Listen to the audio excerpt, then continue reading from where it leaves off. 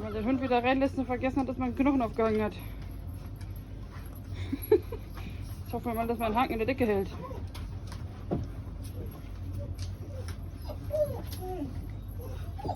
Gardels, Sendepause.